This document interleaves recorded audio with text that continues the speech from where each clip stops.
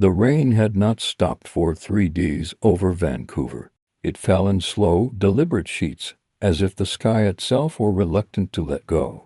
Ethan Cole sat in his dim apartment, the blinds half closed, the glow of his laptop washing his face in pale blue light. His coffee had gone cold hours ago, but he didn't move to replace it. He was staring at a single image on the screen, one that shouldn't exist. It had arrived in his inbox the previous night from an address with no sender name, no subject line, and a file attached called img_0431.jpg. Ethan had almost deleted it, until he opened it and froze. The photo depicted a narrow alleyway at night, cobblestone glistening with rain. A single lamppost cast a cone of light on a crumpled human figure lying on the ground. There was blood, or something that looked like it, pooling beneath the man's head. The face was turned away from the camera, but the image had a strange clarity, as if it had been taken seconds after the act. He'd seen crime scene photos before. He'd taken some himself during his years as a field reporter, but there was something wrong about this one, not just the composition. Not the eerie stillness. It was the timestamp.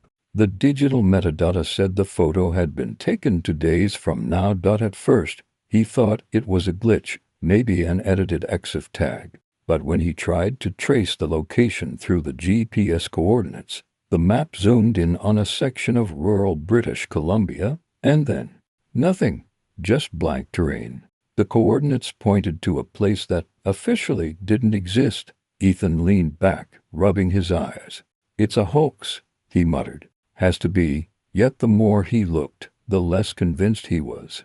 The quality of the light, the texture of the rain, the shadows, they were too natural, too real.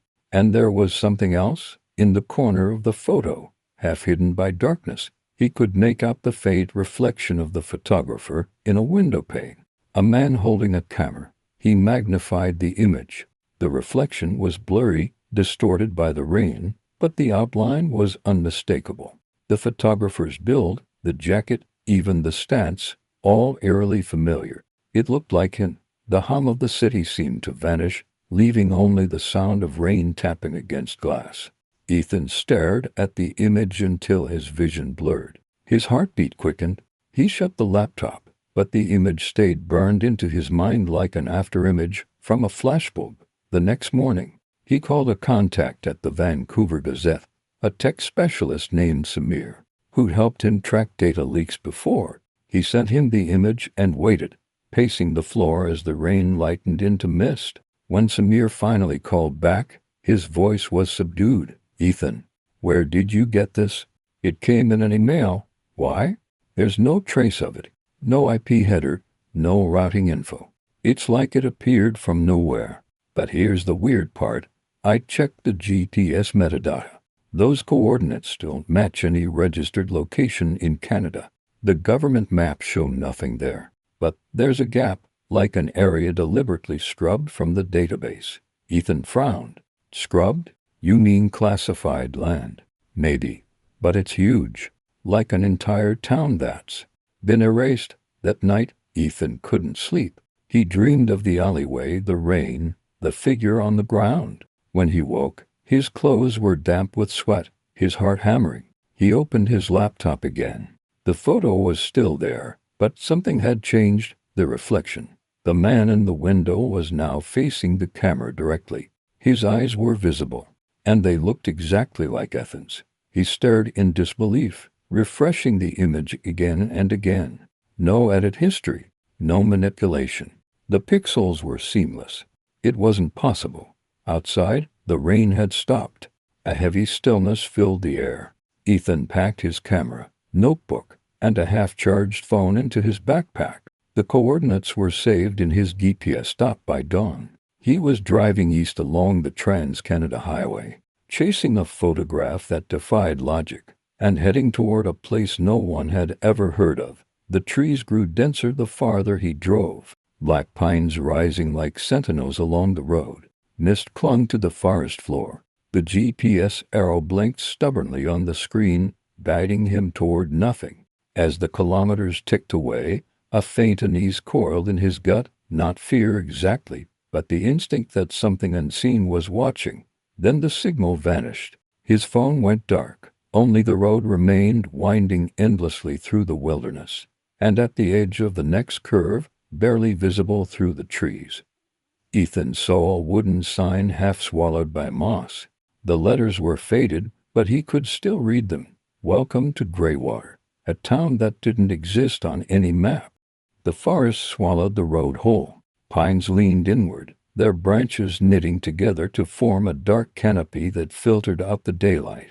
Ethan's headlights cut narrow tunnels through the fog, illuminating glimpses of moss-covered rocks, rotting stumps, and the glint of rainwater on bark. The wooden sign behind him had already vanished into the mist, as though the forest had decided to erase even that trace of Greywater's existence. For the first time, Ethan wondered if he'd made a mistake. He had told no one where he was going, not Samir, not his editor, not even his sister in Montreal. The last message he sent was a single line: following a lead. Might be off-grid for a while. His car rattled over potholes and cracked pavement that seemed to have gone untouched for decades. The GPS had long since frozen, its arrow spinning aimlessly. He checked his phone, no signal. Even the radio hissed with white noise. Then, abruptly, the trees opened up. Greywater appeared out of the fog like a memory half remembered. A scattering of wooden buildings lined a narrow main street, their windows dark, their paint peeling in long, curling strips. Power lines sagged between leaning poles, the cables swaying slightly in the breeze. The whole place smelled faintly of rust and pine sap. Ethan stopped the car in the middle of the street. The engine's idle hummed too loudly in the silence. No movement, no lights, not even the sound of birds. It was like stepping into a photograph, frozen, airless, unreal. He got out, camera in hand. The ground squelched beneath his boots, a mixture of mud and fallen needles. His breath came out in pale clouds. The first few shots he took felt almost sacrilegious, like capturing an abandoned cathedral. The architecture was old, mid-20th century, maybe earlier, with faded signs above doorways. Hardware, bakery, post office. But everything was locked, dust-covered, and touched. Except one building. At the far end of the street stood a diner with a neon sign still faintly flickering, the only light in the town. The letters spelled Rosie's Place, though the R buzzed and sputtered like a dying insect. Ethan hesitated, then pushed the door open. A small bell above it gave a single, reluctant jingle. Inside, the air was stale with the scent of old grease and something metallic underneath. A few tables stood in perfect order, a jukebox in the corner humming faintly as if caught in a feedback loop, and behind the counter, impossibly, sat a woman. She looked up when he entered. Her skin was pale, her hair a washed-out red tied in a loose knot. She wore a faded uniform that could have been 50 years old. For a moment, neither of them spoke. "Coffee?" she asked finally, her voice flat, almost rehearsed. Ethan blinked. "You're open." "Always have been," she said, as though that explained everything. He sat at the counter, still scanning the room. The jukebox crackled softly. A clock above the doorway ticked once every few seconds, too slow, too deliberate. "You're not from around here," the woman said, setting a chipped mug before him. "No," Ethan replied, watching her closely. "I'm a journalist. I'm looking for a place that should be around here, but I can't find it on any map." She smiled faintly, but her eyes didn't. "Maps don't show everything. Some places prefer to be forgotten." Ethan's skin prickled. "Greywater." The woman froze mid-motion, her hand still on the coffee pot. For a fraction of a second, her expression shifted, something like fear quickly buried under indifference. "Don't stay long," she said quietly. "This town doesn't like strangers." He tried to ask more, but she had already turned away, retreating into the kitchen. He sipped the coffee, bitter, lukewarm, and glanced toward the window. Outside, the fog was thickening again, swallowing the street in gray waves. Something moved past the glass. A shadow. Ethan set the mug down slowly, every nerve in his body tightening. He rose and stepped outside. The street was empty, silent, But now there were footprints in the mud, fresh ones, leading toward the alley behind the diner. He followed. The alley was narrow, lined with old trash bins and broken crates. The air smelled faintly of rain and decay. At the far end, something glimmered faintly on the ground, a small metallic object half buried in the mud. He crouched and picked it up. It was a camera lens cap, his camera's brand, the same model he used. He looked up. The alley stretched into darkness, the fog curling like smoke. A faint flash lit up the end of the alley, just for a second, like the flicker of a camera shutter. Ethan froze. Then everything went black. He wasn't sure how long he stood there, heart pounding, before his vision returned. The alley was empty again. The flash was gone, but his camera, which he'd left slung over his shoulder, now felt heavier. He lifted it, hands trembling. The screen showed a new image, one he hadn't taken. It was the alley, this same one, but in the photograph, he was lying on the ground, a thin line of blood running from his temple. The timestamp read tomorrow at 4:16 p.m. The morning in Greywater arrived without color. The sky was a dull sheet of ash, and the fog clung low to the rooftops, wrapping the town in a quiet suffocation. Ethan woke in his car, his neck stiff, his thoughts heavy with fractured dreams, flashes of the alley, of the photo, of his own body sprawled in the mud. He turned on the engine, but the dashboard lights flickered weakly. The battery indicator glowed red. Somehow, during the night, the power had drained almost entirely. His phone was dead too, its screen refusing to light. For a moment, he sat still, hands gripping the steering wheel, listening. No birds, no wind, just silence thick enough to feel alive. He got out and scanned the street. The diner sign had gone dark, its buzzing gone. The place looked even more abandoned now, as if the woman from last night had never been there at all. He tried the door, locked. Through the window, he could see the counter still set with the mug he'd left behind. Cold coffee, and touched. Ethan's camera hung from his neck, the lens fogged over. He wiped it clean and checked the gallery. The last image remained there, his body in the alley.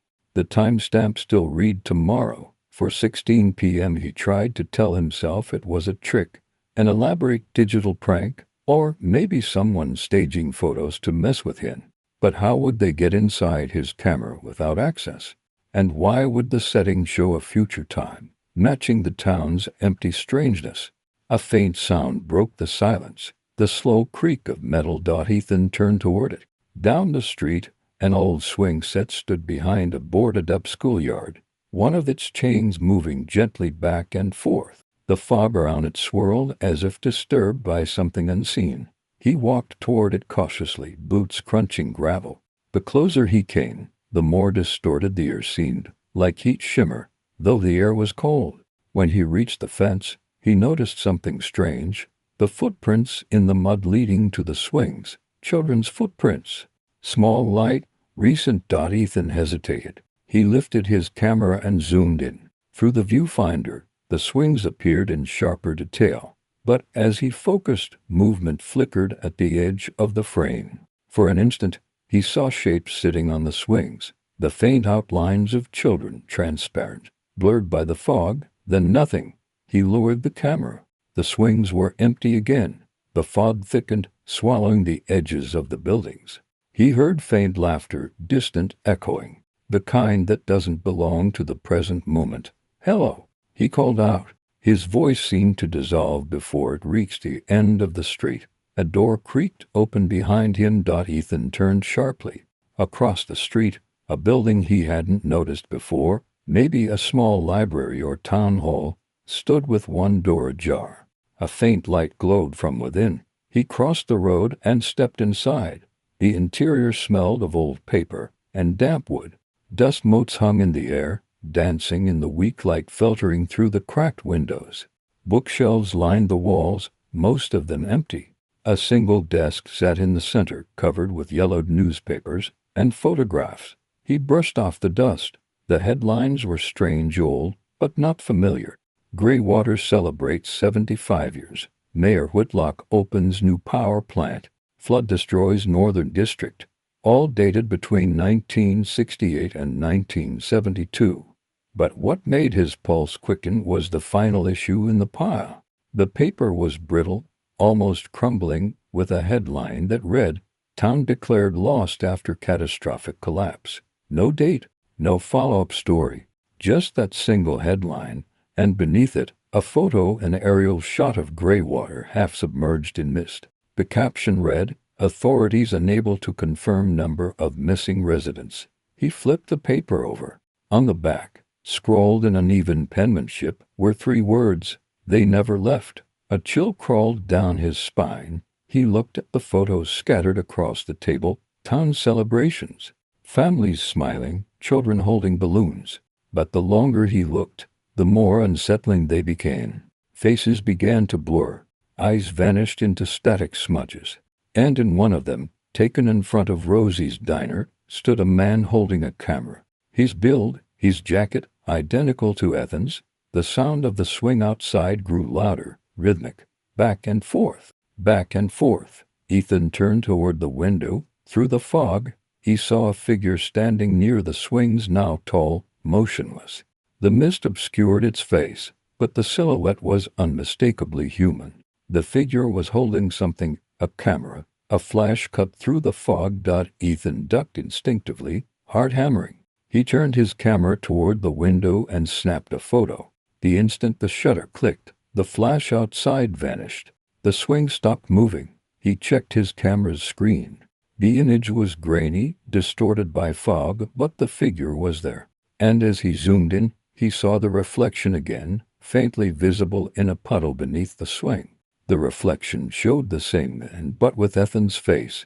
The timestamp read 4:16 p.m. He looked at his watch. It was 4:10. The realization hit him like a cold blade. He bolted from the building, stumbling into the street, fog curling around him like smoke. The world seemed quieter now, unreal, as though sound itself had been muted. He ran toward his car, fumbling for the keys. The fog shifted behind him, movement, slow and deliberate. He didn't look back. The engine coughed, then roared to life. He pressed the gas. As the car sped down the road, the fog parted briefly, revealing a sign he hadn't seen before, tilted, barely visible among the trees, leaving Greywater. But beneath those words, something else had been carved crudely into the wood, letters etched by hand, rough and uneven. "You can't leave." And as Ethan looked in the rearview mirror, the fog behind him pulsed, and the faint flash of a camera lit up the mist one last time. The highway out of Greywater twisted through the forest like a vein, narrow and unmarked, swallowed by fog that refused to lift. Ethan's car roared forward, tires hissing on wet asphalt, but no matter how far he drove, the mist stayed with him, dense, endless, breathing against the windshield. He glanced at the clock. 4:23 p.m. He had made it past the cursed timestamp. He was alive, but the relief was brief and hollow. When he looked in the rearview mirror, he half expected to see the flash again, a white burst of light cutting through the fog. Instead, there was only gray emptiness. "Just get to the next town," he muttered under his breath. "Get a signal. Send the files to Samir. Then forget any of this ever happened." He drove another 10 minutes before realizing he hadn't seen a single sign, car, or even a bend in the road. It was as if he were driving through the same stretch on a loop. He slowed down, squinting through the mist. The road curved, and suddenly the fog thinned. Ethan exhaled sharply in relief. The trees began to part, but as the haze lifted, his stomach turned cold. He was back in Greywater.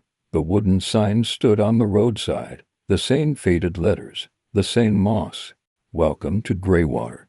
He slammed the brakes and stepped out, the cold air biting his face. The world was utterly silent again. He looked back the way he came, nothing but fog and trees. He wasn't imagining it. The town had brought him back. Somewhere behind him, a crow shrieked. It was the first sound of life he'd heard since he arrived. Ethan gripped his camera like a weapon and began walking. The buildings loomed out of the fog, half ruined, their windows staring like hollow eyes. The diner stood as he'd left it, but the neon sign was lit again, faintly pulsing. Inside, the lights were on. He hesitated, then pushed open the door. The same bell chimed overhead. This time, the diner was different. The air was colder, the shadows deeper. The woman behind the counter, Rosie if that was her name, was gone. In her place stood a man. He was tall, thin, wearing an old brown coat. His hands rested on the counter, motionless. When Ethan entered, the man lifted his head slowly, and for a moment, Ethan thought he was looking at his own reflection. The man's face was almost identical to his, the same sharp jaw, the same tired eyes, only older, harder, weathered by years of exposure to something cruel. "I was wondering when you'd come back," the man said, his voice steady and low. Ethan's throat tightened. "Who are you?" The man smiled faintly. "That's a complicated question." He gestured to the stool. Ethan didn't move. "You took the photo," Ethan said. "Didn't you?" "I took many," the man replied. "Some years ago." "Some?" "Not yet." He leaned forward slightly, and the light caught his face in such a way that it looked more real, more solid than anything else in the room. "You came looking for a story, but you already knew how it ends." Ethan shook his head. "No, I don't even know what this place is. None of it makes sense. Greywater doesn't exist, doesn't it?" The man tilted his head. "Then, how are you standing in it?" Ethan took a step back. The air inside the diner felt heavier now, as if pressing down on his lungs. "What happened here?" he asked. The man's eyes softened, almost with pity. "A mistake. A photograph that shouldn't have been taken." Ethan frowned. "A photograph? Reality," the man said, "is fragile. You point a lens at it, and you take something from it. A moment, a sliver of time, frozen. But some places," he gestured around the diner, "they don't like to be captured. They push back." He reached into his coat and pulled out a small stack of old Polaroids, sliding them across the counter. Ethan picked one up. It showed the same alleyway as before, the one in the first photo. Only this time, there were two figures in the frame. One lying on the ground, the other standing over him, holding a camera. He picked up another. The same scene, but closer. The face of the man with the camera was clear. Ethan's face, his hands trembled. "No, this isn't possible. Photography," the man said, "is a mirror that remembers. You've been walking inside a photograph since the moment you opened that email." Ethan stared at him.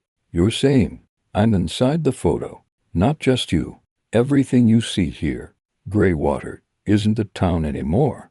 It's an image that refuses to fade." Ethan backed away, shaking his head. "You're insane." "Am I?" The man's smile didn't reach his eyes. "Or are you the copy trying to deny the original?" Ethan turned and bolted for the door. But when he stepped outside, the street had changed again. The buildings were shifting, melting into haze. The ground pulsed under his feet, as if the earth itself were breathing. He ran toward his car, but it was gone. Only tire tracks remained, dissolving into the fog. Then came the sound, the familiar click of a camera shutter. He spun around. The man from the diner stood a few meters away, camera raised. A flash exploded in the fog. Ethan stumbled back, blinded. When his vision cleared, the man had vanished, and in his place was Ethan's own camera, lying in the mud. He picked it up slowly, dread tightening around his ribs. The screen glowed faintly. A new image had appeared. It showed the diner, the door wide open. Inside, standing behind the counter, was him, only this time, the caption beneath the image wasn't a timestamp. It was a file name. IMG_all1. The beginning. Ethan's breath caught. The rain began again, soft and steady. He looked back toward the diner. The neon sign flickered, then steadied into a single, blood-red glow. Inside, through the fog glass, he could see movement, a silhouette turning toward the window. It was him, smiling. Ethan hadn't slept. The photographs lay scattered across his table, their glossy surfaces catching the first rays of dawn like shards of glass. But something was wrong. The images had changed again. The people in them were slightly different. Faces blurred, expressions twisted, buildings stood at impossible angles. It was as if the camera had captured not reality, but a version of it walked by unseen hands. He picked up the photo of the main street. Last night, there had been a grocery store on the corner. Now, in the image, it was gone, replaced by a burned-out shell. Ethan frowned and looked out the window. His heart stopped. The store was gone. Smoke still curled from the charred remains. He stumbled outside, the cool morning air stinging his lungs. The townspeople had gathered, murmuring, pointing. "Fire started sometime after midnight," said the sheriff, scratching his head. "Funny thing, nobody saw or heard a damn thing." Ethan backed away. His hands were shaking. He thought of the photo he'd taken just before midnight, the last frame on the roll. He'd been experimenting with long exposure, trying to catch the glow of streetlights through the mist. He hadn't meant for this, but the camera, that cursed Leica he'd found in the pawn shop, seemed to mean otherwise. He developed another set of prints. In one, a stray dog appeared that he'd never seen before. In another, Mrs. Dyer's old house had collapsed into itself. The changes always came hours after the photo was taken. Each shot was a prophecy. By evening, Ethan tried to destroy the camera. He smashed it against the sink, ripped out the film, even tried to burn it, but the flames recoiled as if afraid.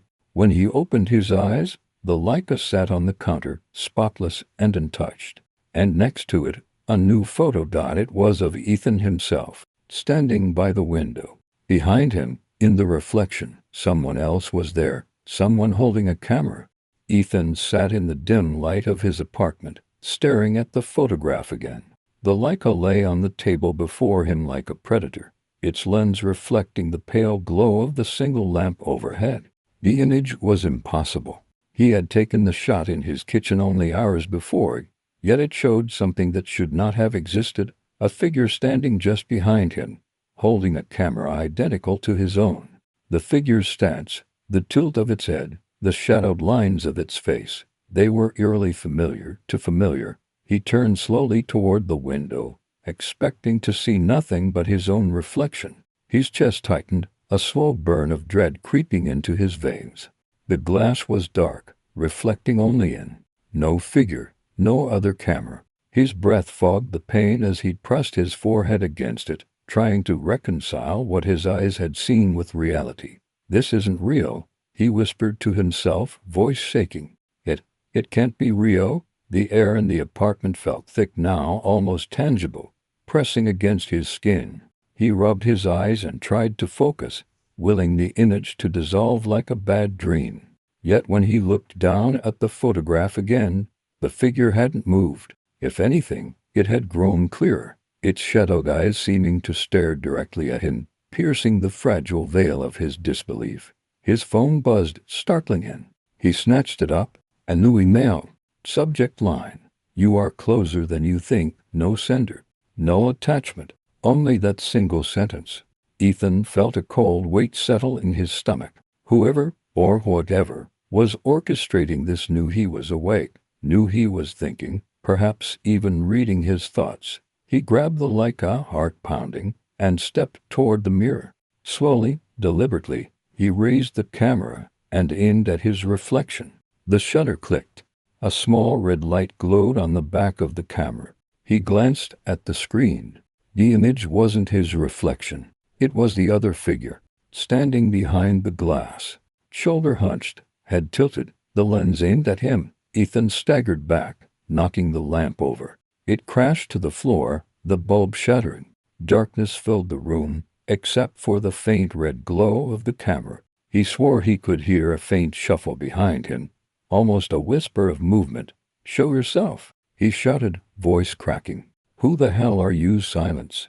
Only the hum of the city outside, muffled by fog and distance, and the faint click of a shutter somewhere in the apartment. Though no one moved, Ethan tried to rationalize it. Perhaps he was hallucinating. Sleep deprivation, stress, the isolation of Greywater, and the camera's cursed presence, all could explain it. Yet the photograph had captured something real, hadn't it? Something physical enough to reflect him being watched. He shook his head, gripping the camera tighter. He decided he had to leave, had to escape the apartment, the city, everything. He stepped toward the door. But as his hand touched the knob, the apartment seemed to stretch, elongating impossibly, the walls bending as if responding to the lens itself. The doorframe shimmered, and then, through the fog glass of the window, he saw it. The figure was outside, leaning against the building across the street, holding a camera, and it was staring. Ethan's knees buckled. "No, no, no, no," he whispered. He backed away, bumping into the couch, his breath shallow, panicked. He thought of calling Samir, telling someone, anyone. But his phone had no signal. Every outlet, every wire, seemed dead, as if Greywater, or whatever force had tethered the Leica, had severed his connection to the outside world. The figure outside didn't move, yet Ethan could feel it, almost a pressure in the air, a watchful presence, coiling and waiting. He turned back to the photograph. One by one, he began to see subtle differences. In earlier photos, the figure had been slightly blurred. Now, it was sharper, more defined. It was learning, adapting, becoming more real. The red glow of the camera pulsed. Ethan's hand hovered over it. He knew that if he pressed the shutter again, the world might change in ways he couldn't predict. Yet he couldn't resist. He aimed the Leica at the window once more. He squeezed the trigger. The flash ignited the room, burning bright against the shadows, and then silence. He dropped the camera, shaking uncontrollably. The reflection in the glass was gone. Only his terrified, sweating face. He exhaled, relief flooding through him. Fleeting, because then he heard it. Another click. Behind him. Slow, deliberate, familiar. Ethan turned. The room was empty. The door was shut. And yet, on the floor, a new photograph had appeared. He picked it up with trembling hands. His blood ran cold. The image of the apartment, empty, yet in the corner, shadowed, crouched, holding a camera, himself, and scrawled in ink beneath it. Soon, Ethan sank to the floor, the camera clutched to his chest. He realized, with a chilling clarity, that the Leica wasn't just showing him images. It was creating them, shaping reality.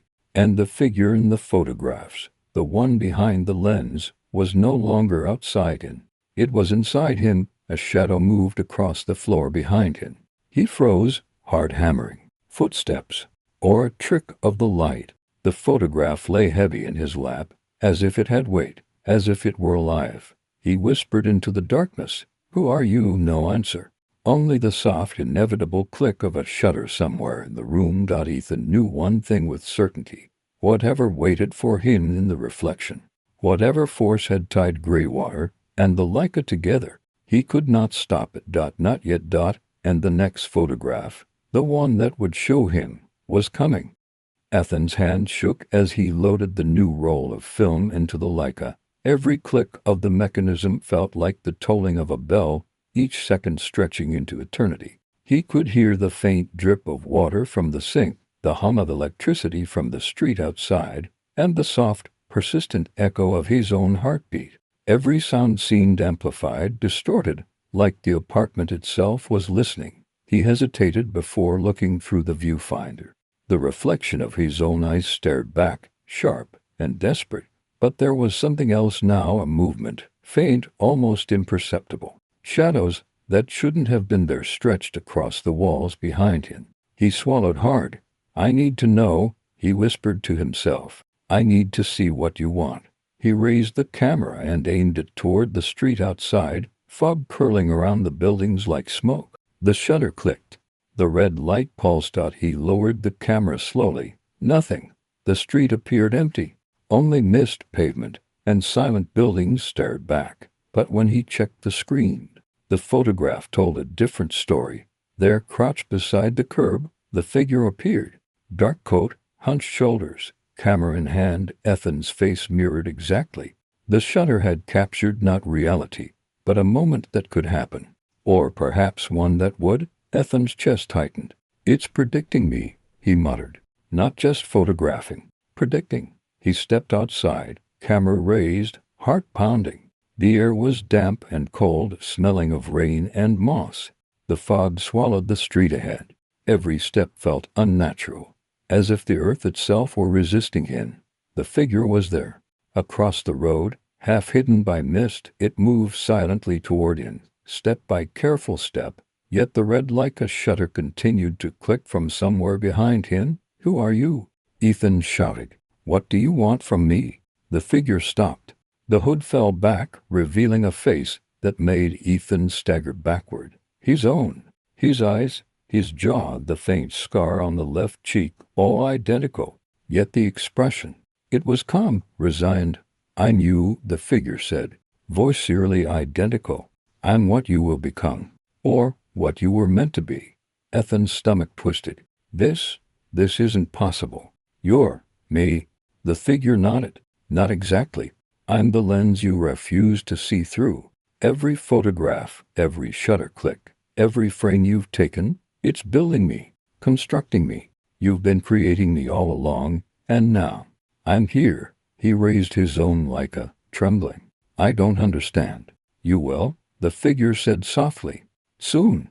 Ethan's finger hovered over the shutter. He felt the weight of it, the responsibility. One more click, one more frame, and he might seal something, perhaps himself, perhaps the town, perhaps both. Yet he couldn't stop. The compulsion was too strong.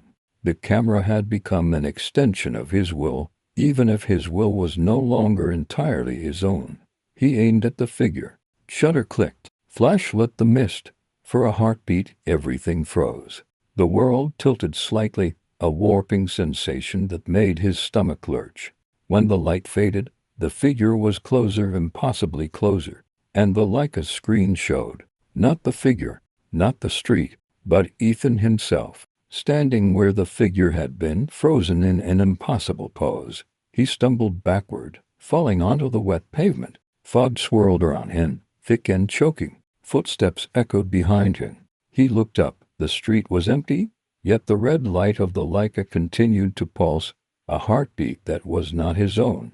He realized, in a rush of cold clarity, that the Leica was no longer a camera. It was a doorway. Every photograph, every click, every frame had built a bridge between him and the other. "And if I don't take another picture," he whispered, voice trembling. The figure appeared behind him, always just behind him, yet never visible in his peripheral vision. "Then I remain incomplete," it said. "And you become irrelevant, forgotten, lost." Ethan's hands gripped the Leica tighter. He didn't want to create it, but he couldn't stop himself. He raised the camera once more. Every nerve screamed, every muscle ached. The shutter clicked. Flash cut through the fog. This time, the world seemed to ripple. The buildings bent, the mist swirled unnaturally, and in the corner of his eye, the figure was dissolving, not gone, but transforming. Ethan stared at the camera's screen. The photograph showed Greywater, the town in perfect clarity. The fog had lifted. The streets were solid, the buildings intact, and in the center, a single figure stood. Not the double, not him, but someone new. He couldn't recognize the face. Yet somehow, it felt like the answer he had been searching for. The Leica lay heavy in his hands, and for the first time, Ethan understood. Every image he had taken, every frame he had captured, had not merely reflected the world, it had shaped it. And the town, the reflection, the double, they were not his enemies. They were warnings, echoes, fragments of a reality that existed only because he had looked through the lens. He looked up at the foggy street. The mist was clearing. The air smelled faintly of pine and rain. The town seemed almost alive, waiting, and Ethan realized with a cold certainty that taking one more photograph could either save him or erase him entirely. He raised the Leica and clicked. Ethan stumbled through the streets of Greywater, Leica clutched tightly to his chest. The fog had lifted just enough to reveal details he hadn't noticed before: cracked sidewalks, faded graffiti, the skeletal frames of abandoned cars half buried in moss. The town seemed expectant, almost sentient, as if it knew he was close to the heart of its secret. "Why are you doing this?" he muttered aloud. though the streets remained silent. "What do you want from me?" The answer came not in words, but in movement. Shadows flickered at the edges of his vision. He turned, but the streets were empty, yet the shadows persisted, stretching, twisting, never fully leaving. He approached the diner again, though it now seemed impossibly larger than memory allowed. The neon sign flickered weakly. Doors that had been locked before now hung open, inviting him inside. Every instinct screamed to run, but something drove him forward, the need for answers, the need to confront the truth. Inside, the diner was different. Tables were arranged in perfect symmetry, the floor gleamed as though polished recently, and the air smelled sharply of bleach and freshly brewed coffee. And there, behind the counter, was the figure. His figure. Ethan froze. The man, his double, looked older, sharper, like a reflection shaped by years of precision and patience. His eyes, Ethan realized with a shiver, held no warmth, only calculation. Finally, the double said, voice low and precise, "You came." "Who? What are you?" Ethan asked, every word trembling. "Why are you here?" "I am the outcome of your gaze," the figure replied, gesturing at the Leica on the counter. "Every photo you've taken has created me. Every frame you've captured has built this town, this space, this reality. You've been my architect, my father, my victim." Ethan swallowed hard, shaking his head. "I didn't create you. I didn't. You did," the figure interrupted. "And now the town demands its due." Before Ethan could react, the walls seemed to ripple. Windows elongated into mirrors of fog. The lights flickered, shadows bending unnaturally across the ceiling. The air grew heavy, vibrating with a low hum that made Ethan's teeth ache. "I don't understand," Ethan yelled. "I didn't ask for this. I didn't want any of it." The figure moved closer. Each step was deliberate, echoing unnaturally in the otherwise silent diner. "It is not about want," he said softly. "It is about seeing. Every photographer must face what they capture. Every lens demands a reckoning." Ethan tried to run, but the door slammed shut before he could reach it. The room darkened except for the red glow of the Leica. He turned.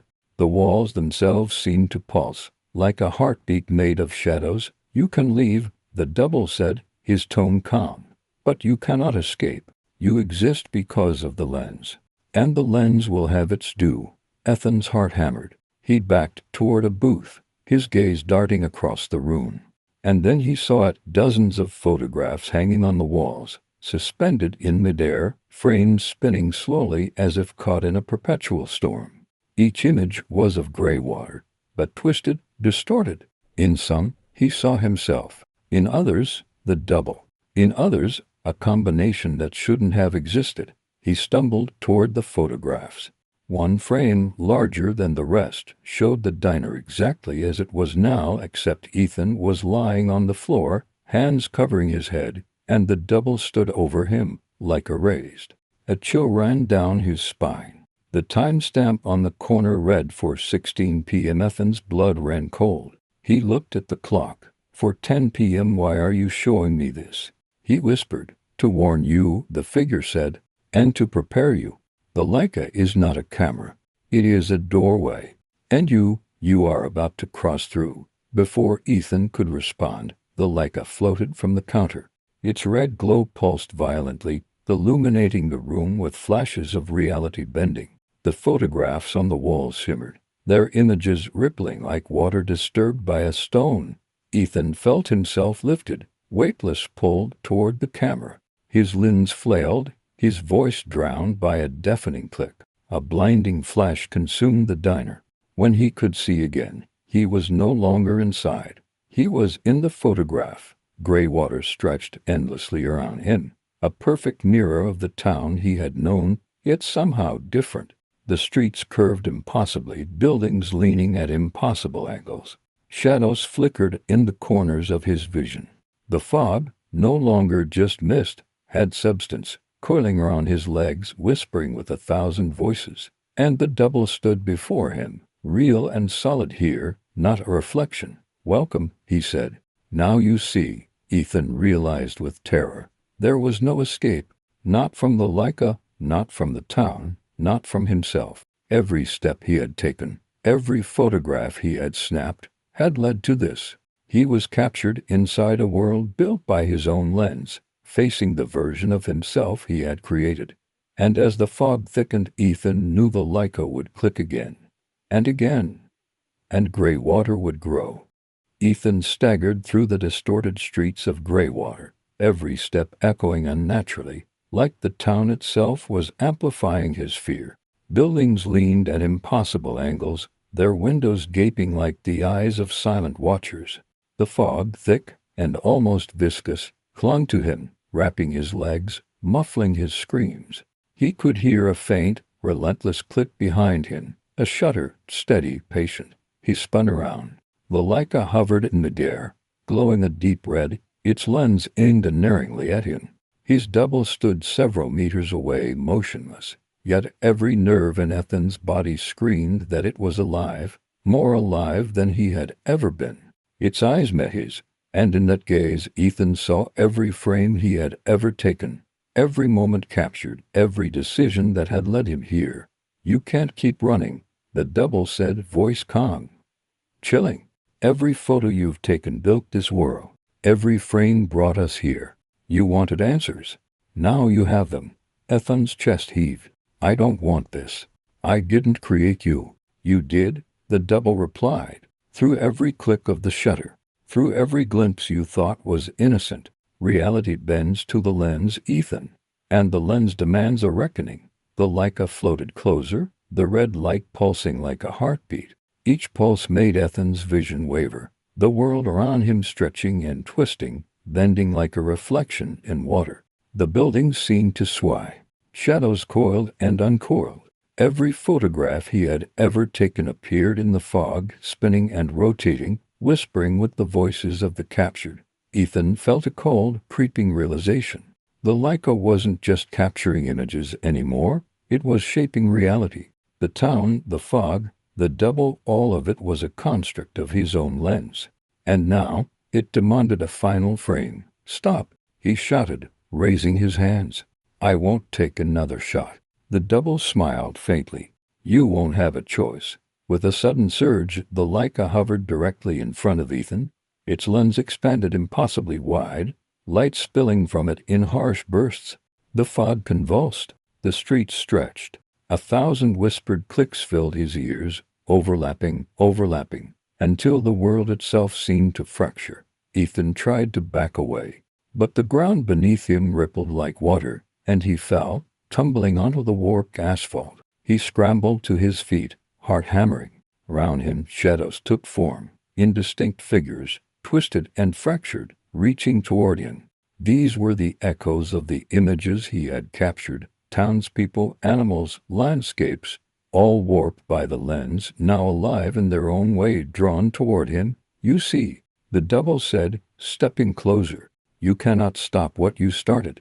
The shutter falls whether you act or not." Ethan's mind raced. He had to act, had to end this, but how? Destroying the Leica hadn't worked before. Burning it had failed. Leaving the town was impossible. Every step he had taken only bound him more tightly. Then he remembered the first photo, the one with the alley, the body, and the timestamp in the future.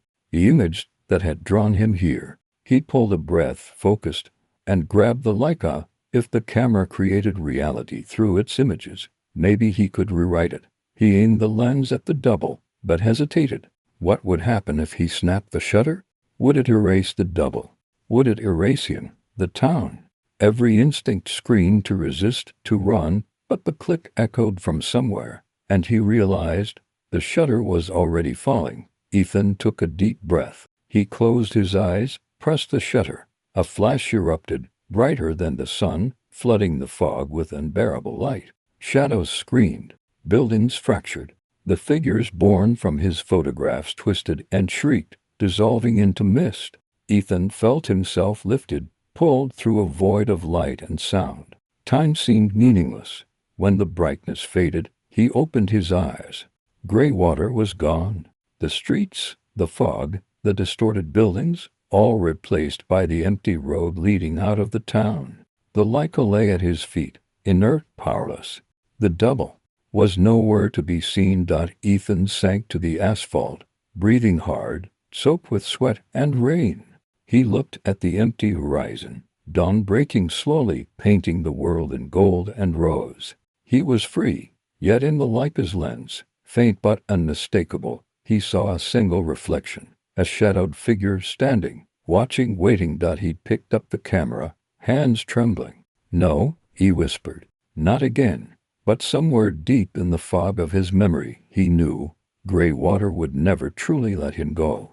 And the shutter would always fall. Ethan stood, placing the Leica carefully in his bag. He walked down the road, the mist dissolving behind him, each step taking him closer to life, yet closer to the knowledge that some photographs are never forgotten. And Greywater, the town that should not exist, waited silently, patient, eternal. Ethan walked along the empty highway, the Leica slung across his shoulder, silent now, inert. Dawn had broken fully, spilling pale gold light across the damp asphalt and the edges of the forest. The fog of Greywater, thick and suffocating just hours before, had vanished, yet the air still carried the faint scent of mist and moss, a reminder that the town, or the memory of it, lingered somewhere beyond the ordinary world. He paused, breathing heavily, staring at the horizon. The events of the past days felt like a fevered dream. Every photograph, every shadow, every impossible double of himself had been real, and yet the town seemed gone. Or had it? A knot of unease tightened in his stomach. Greywater had not been a place on any map, but it had been real enough to trap him in its shifting streets. Ethan's mind replayed the sequence. The photograph in his inbox, the unmarked roads, the fog that twisted the landscape, the double that mirrored him, and the Leica that reshaped reality itself. He had destroyed nothing. He had only survived, somehow. Yet he knew that survival was not freedom. Greywater had left a mark. He could feel it in his hands, in the lingering pulse of the Leica's lens. He unstrapped the camera and set it gently on the ground. Kneeling, he opened the back to inspect the film. The rolls were empty, clean. The camera no longer possessed its strange power, at least for now. He exhaled. "It's over," he whispered, but the words felt fragile. The wind shifted, rustling through the nearby trees. Ethan froze. For a moment, he thought he saw a shadow, a figure at the edge of the forest, indistinct, watching. His heart skipped a beat, but as he blinked, it vanished. A trick of light, he hoped. Or perhaps Greywater's final message. "I am always here somewhere." He straightened and began walking. The highway stretched on empty, leading away from the forest. With each step, he felt the tension in his chest ease. The world seemed solid again, real, predictable, the kind of reality that did not bend with a camera shutter. Still, he knew he could not ignore what had happened. The photographs, the Leica, the double had all been reflections of something deeper, something inside himself. Perhaps Greywater had existed not just as a town, but as a mirror for his own curiosity, obsession, and fear. He had stared too long, photographed too much, and nearly lost himself in the shadows it created. Ethan reached the first small town past the forest. Lights glimmered in houses, smoke rose from chimneys. People moved about their morning routines, oblivious to the horrors of Greywater. He felt a fragile comfort in that normality, a reminder that the world could be simple, even after what he had experienced. He sat at a cafe on Main Street, the Leica resting on the table, closed and quiet. The barista smiled as she brought him a cup of coffee. For the first time in days, he allowed himself a genuine smile. But when he looked down at the camera, something made him shiver. The lens glinted in the morning sun, catching a reflection that should not have been there. For a heartbeat, he thought he saw the shadow of his double, standing just behind him. He blinked, and it was gone. Ethan exhaled and reached for the coffee. "No more photographs," he muttered. His hands were steady now. No more lenses, no more clicks. And yet, deep in the corner of his mind, he understood a truth he could not shake. Greywater had not ended. It existed in the photographs he had taken, in the shadows of his own mind, in every place a camera could see. And the Leica, a silent, patient observer, waited for the next person who dared to capture reality. He left the cafe, stepping into the early morning light. The world felt vast and tangible, grounded, with real streets and real people. He walked steadily, his pace firm, leaving behind the memory of Greywater. And though he did not look back, he carried the lesson with him. Every lens, every photograph could reveal truths, but also shadows. Some places, some moments should never be captured. The road stretched forward. Ethan's reflection shimmered faintly in the empty windows of buildings as he passed. He kept walking, knowing he had survived, knowing he had changed, knowing he would never forget. Greywater was gone from the world, but not from memory, not from imagination. And perhaps that was enough. He reached the edge of town and paused, looking at the horizon. The Leica in his bag felt lighter now. He unzipped it, glanced once more at the lens, and smiled faintly. "Goodbye," he whispered. And for the first time in weeks, Ethan stepped into a world that was wholly, irrevocably real.